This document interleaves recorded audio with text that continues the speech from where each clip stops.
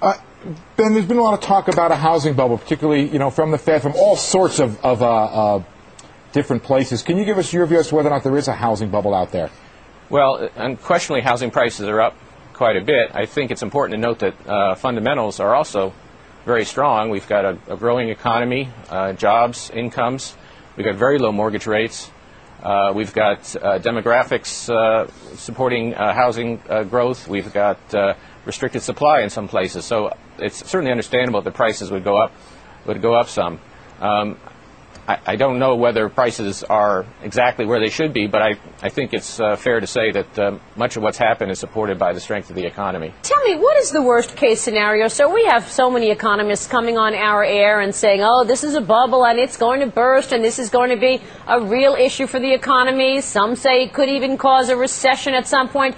What is the worst case scenario if, in fact, we were to see prices come down substantially across the country? Well, I guess I don't buy your premise. It's a pretty unlikely possibility. We've never had a decline in house prices on a nationwide basis.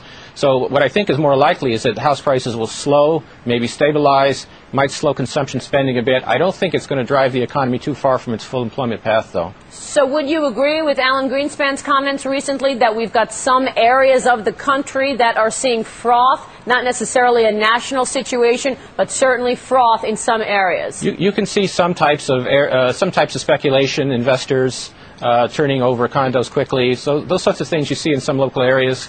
I'm hopeful that, and I'm confident, in fact, that the bank regulators will pay close attention to the kinds of loans that are being made, making sure that underwriting is done right. But I do think that this is mostly a localized problem and not something that's going to affect the national economy. This scenario envisions that consumer spending, supported by rising incomes and the recent decline in energy prices, will continue to grow near its trend rate, and that the drag on the economy from the housing sectors will gradually diminish. The motor vehicle sector may already be showing signs of strengthening.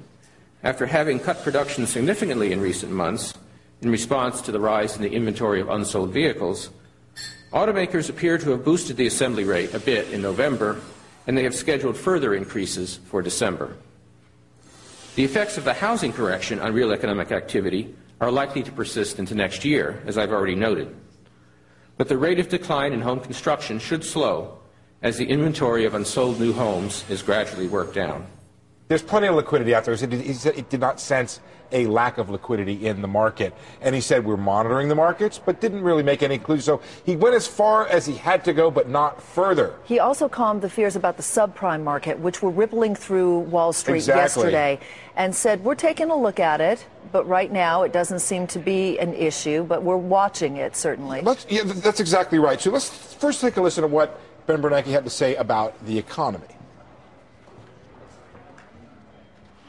So we expect moderate growth going forward. We believe that if the housing sector begins to stabilize, and if some of the inventory corrections that are still going on in manufacturing begin to be completed, that there's a reasonable possibility that we'll see some strengthening of the economy sometime during the middle of the year.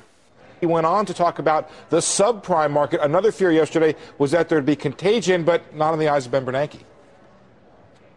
Our assessment is that there's not much indication at this point that subprime mortgage issues have spread into the broader mortgage market, which still seems to be healthy, and the lending side of that still seems to be healthy. The pace of home sales seems likely to remain sluggish for a time, partly as a result of some tightening in lending standards and the recent increase in mortgage interest rates. Sales should ultimately be supported by growth in income and employment, as well as by mortgage rates that, despite the recent increase, remain fairly low relative to historical norms. However, even if demand stabilizes as we expect, the pace of construction will probably fall somewhat further as builders work down the stocks of unsold new homes. Thus, declines in residential construction will likely continue to weigh on economic growth over coming quarters, although the magnitude of the drag on growth should diminish over time. The global economy continues to be strong. Supported by solid economic growth abroad, U.S. exports should expand further in coming quarters.